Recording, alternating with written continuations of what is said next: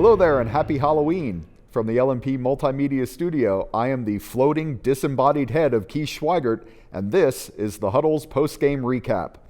I gotta tell you, the scariest thing I've seen this week is our Lancaster-Lebanon League scoreboard. There were some horrifyingly lopsided results of Week 9, so let's round them all up. We'll start with our game of the week in Section 3, which pitted Northern Lebanon against Donegal. The Vikings needed a win here to clinch a share of the section crown for the second straight season, and they got it, but boy, they sure had to fight for it. Thanks in part to 4 Northern Lebanon turnovers, Donegal was in the game all night and actually took a 2-point lead early in the fourth quarter. But the Vikings put the game away after that with back-to-back touchdowns to finish off the Indians, and they won 34-20. Isaac Schweigert led the way for Northern Lebanon with 3 rushing touchdowns. The Vikings can claim sole possession of their second straight section title with a win over Columbia next week.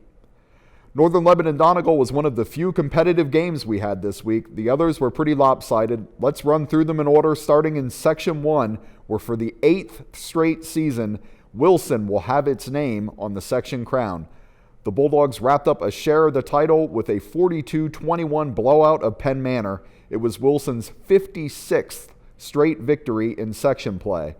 Shane Dantzler took the opening kickoff 95 yards for a touchdown and added a 46-yard touchdown run in the first half as Wilson built a 35-0 lead and rested their starters from there. They can claim the title outright by beating Warwick in Week 10. Elsewhere in Section 1, Hempfield hammered Warwick 54-14, Cedar crushed Conestoga Valley 37-14, and Manheim Township mangled McCaskey 62-6. Let's move on to Section 2, where Solanco moved one step closer to a perfect regular season and clinched a share of the Section 2 championship with a 35-14 victory over Cocalico.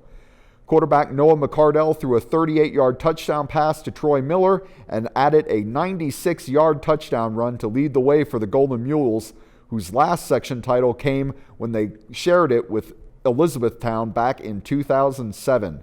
They can win the whole thing outright if they can beat Manheim Central at home in Week 10. Speaking of Central, the Barons rode a 4-touchdown performance from quarterback Cody Kegerace to a 28-10 victory over Garden Spot.